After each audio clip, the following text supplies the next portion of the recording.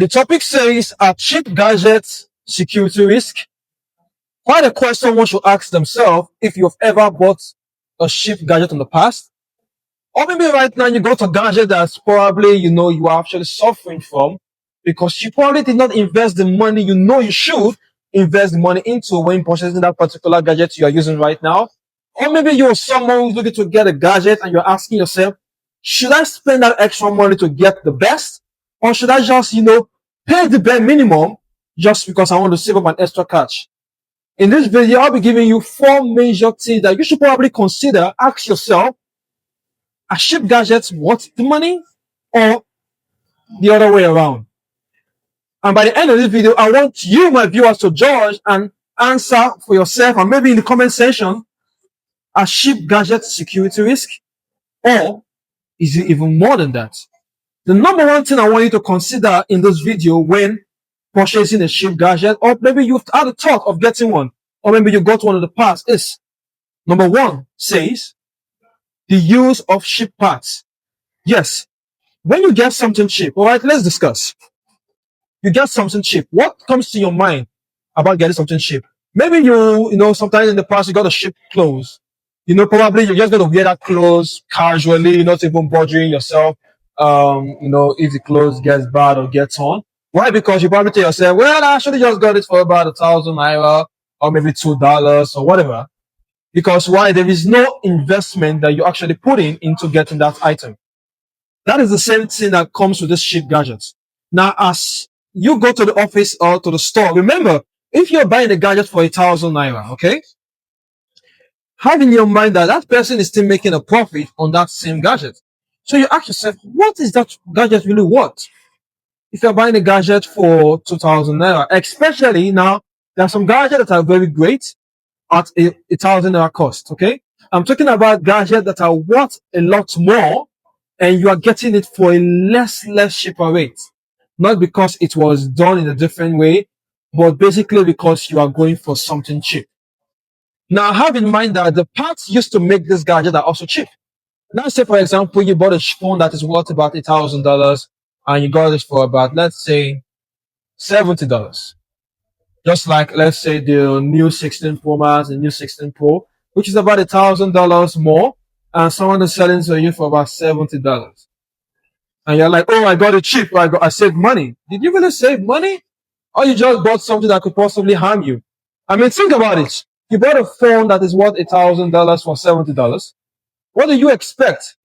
Usually when you plug in your phone overnight, let's say you're charging and you watch the movie and you're relaxed and you plug in your phone to the socket, then, and you bought the $70 phone, which was supposed to be worth $1,000.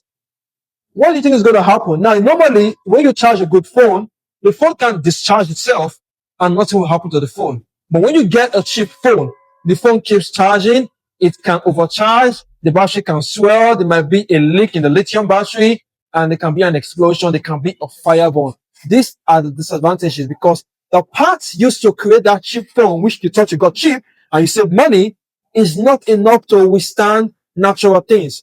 Currents, heat, fall, water. Things that probably that guy should probably withstand, probably a laptop you bought cheap, or maybe a charger, a power bank, or a smartwatch, whatever you think is worth money, and you are like, oh, I want to get it cheap. I want to just get a cheap item. What do you think you're doing? You are putting your life at risk. You put yourself in a position whereby you don't know what will happen. You can be using your phone this moment on a business or whatsoever, and before you know, it's shut down. And this leads me to my second, point on this list is limited business use. Imagine you're a business owner and you're using a gadget that's, your phone, and you're making calls to your customers, you're reaching out to people, you are taking pictures, you're making posts on Instagram, on LinkedIn, on email, you're sending this, you're sending that, you're busy doing your thing. And because you've got a cheap gadget, it shuts down in front of you. You turn it on and you're like, what's going on? What do you mean what's going on? Not only did you buy a cheap gadget, you are using a cheap charger, and trust me, what the worst will happen is just a day, it's just going to go blind. Now, let me give you a scenario. Let's say you actually, were able to buy a gadget for, like, let's say you bought a laptop for about $5,000. And probably the charger that is equivalent to charge that laptop for original one is about, let's say, $800. And then you go buying a cheap charger that is not worth be able to, withstand or keep that battery or that system in place. And you bought a charger for about $4. An original charger is worth $800 or $700, and here you are buying a charger worth $2 or $4 or $5. What do you think is going to happen to your laptop? For those in Nigeria, let's say you have a charger or you have a laptop worth about 400,000 naira, and the charger equivalent to that laptop is about 15k, and you are buying a charger for about 1,000 naira, 1,500 naira. What do you think? You are killing the battery. You are spoiling things inside because you are putting in current into that battery.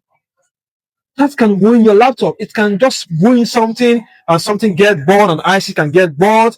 Things can happen. The worst can happen. You can have cyber attack, and it just go bizarre. And that also leads me to my third point on the list: is you are exposed to harmful threats on your device. You buy a phone. Let's say you buy a phone, an iPhone. I use an iPhone, so I'm going to use that. No offense to the Android users, okay? You buy an iPhone, and we all know that the iCloud is one thing that Apple has been able to do over time to protect your information from anyone leaking it and all that. Imagine you buy an iPhone and you create, an iCloud on an iPhone, but because it was a cheap iPhone and maybe it was not able to, really create the actual iCloud that Apple recognizes, and your information get linked, or you put in your bank app on the phone and you having people hack into your bank. A lot of crazy things are happening, and if you're in Nigeria, you see your GT tells you your account been compromised. First Bank calls you. If you're in the United States, Cash App, or your Shime account or your Zelle account or your even actual bank account can even get compromised because of a cheap gadget you got. Trust me, there is no other way to look at it. Now, let me say it as an addition, all right, before I go to my last point. Now, there are situations whereby you might need to quick charger, or maybe you don't have the money to afford something good. Let me tell you this. There are categories at every level. You have a car today that is worth about 1.5 million, right? You also have a car worth 500,000. You also have a car worth 150,000. You also have a car worth $70,000. You also have a car worth $25,000. All these cars perform different tasks. All these cars can do a lot more than the other. One can do what this one can do. This one can do what this one can do. This can do what all this cannot do. But one thing you should ask yourself when buying a gadget, all right, be it a laptop, a phone, a monitor, a power bank, whatever you get on a smartwatch, when buying it, ask yourself, what exactly do I need this for? If I'm a businessman, I have no business buying a cheap gadget because I do a lot of business and I need something that can be able to handle my information without any problem. So when you take your time and you go buy this cheap gadget and you put in a lot of information inside and you're like, oh, I don't have enough money to afford it. Knowing what you do, save up the money. If you have to get it and buy something because of what you are involved in.